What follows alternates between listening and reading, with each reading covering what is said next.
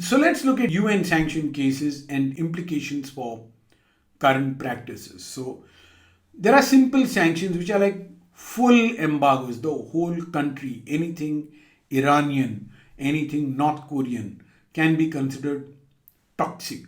So if you see the keyword Iran, North Korea, then you just want to go through everything with a fine tooth comb. Now, that makes it relatively simple to implement. You could take an ultra conservative approach and just drop everything Iranian and North Korean, and you'd be safe. Targeted sanctions, on the other hand, can be complex because there are exceptions subject to if, ask us, there's some general licensing which allows you to make certain kinds of remittances, but each of those general licenses has terms and conditions, and so on and so forth.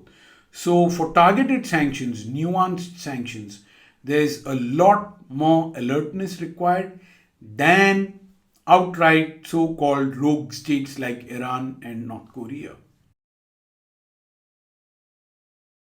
One is better off looking at sanctions as a spectrum.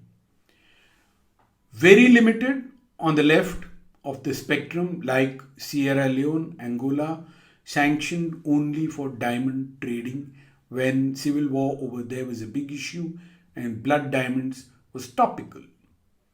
On the other end of the extreme, completely red hot, countrywide, economy wide, key regime members are targeted personally.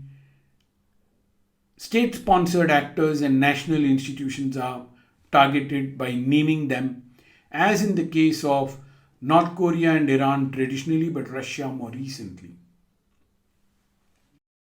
When we look at global sanctions, and there's a Brookings Institution report on this, and there are a number of opinions. United Nations itself has some opinions on the ability of sanctions to solve issues and the human cost of sanctions.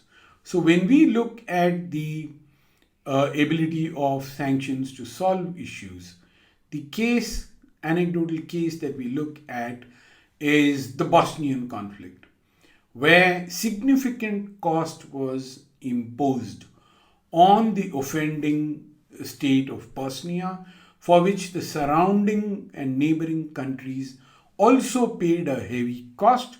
All of these were part of the Yugoslavian Federation, splintered in the aftermath of the dismantling of the Soviet Union. There were significant number of violations, but peace was finally brought by a global sanctions regime enforced with a no-fly zone overseen by the US and some form of reprieve, stability came back to that region. It's one of the success stories of sanctions.